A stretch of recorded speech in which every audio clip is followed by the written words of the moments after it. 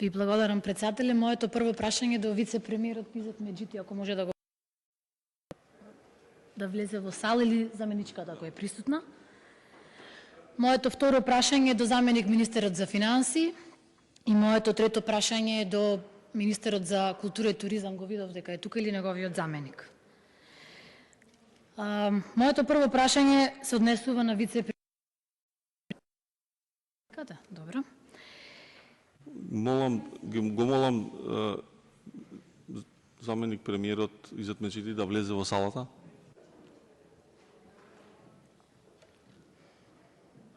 Може јас да продолжам? Добро. Моето прво прашање е исто како и од претходниот пат, а тоа е дали на дописот испратен на 25 март од општина Битола има одговорено. Тоа е еден допис кој што едногласно беше изгласан од сите советници во Советот на општина Битола за разгледување на релокација на депонијата која што се планира за во општина Новаци, каде што во Битола има доста чести протести. Моето второ прашање до заменик министерот за финансии е многу кратко. Дали е точно дека проблемот со исплаќањето на платите на културните работници бил во Министерство за финансии и дека токму затоа тие се враќаја неколку пати во Министерство за култура. Моето последно прашање е до министерот за култура и туризам, господинот Љутков.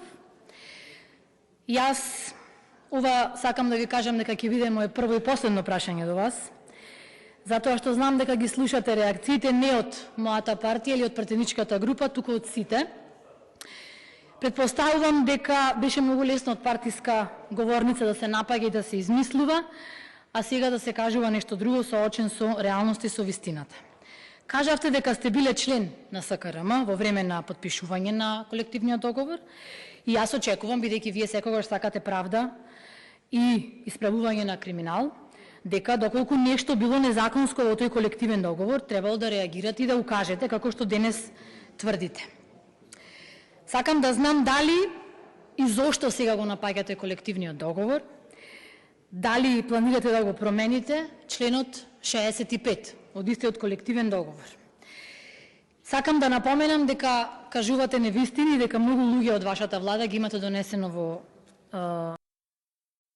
завршната одредба на овој колективен договор стои дека важност тој останува да важи до моментот на потпишување на нов колективен договор и дека Уставен суд не само каде што се кажува дека мислењето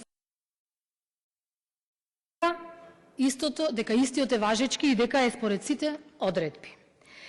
Исто така, сакам и сигурно сум, односно дека и вие знаете дека секогаш со мартовската плата во култура се прави усогласување со минималната плата откако таа е започната да расте. И толку до вас е. Правивте новите решенија на време, зошто урнек решенијата се испратени тек на 10 април до установите, знаејќи дека имате безмалку околу 100 културни установи, има уште 49 кои што се под Министерство за култура и туризам, има 49 кои што се под локална самоуправа. И зошто тек на 10 април се добиени решенија, урнек решенија и не се подпишани од тоа кои се ги изработува. Дали не бевте во државата, дали во Министерство за култура ова е рокот, односно времето кога се користат ланските одмори, па сега немавте таму помош, или имате некоја друга намера. Ви благодарам.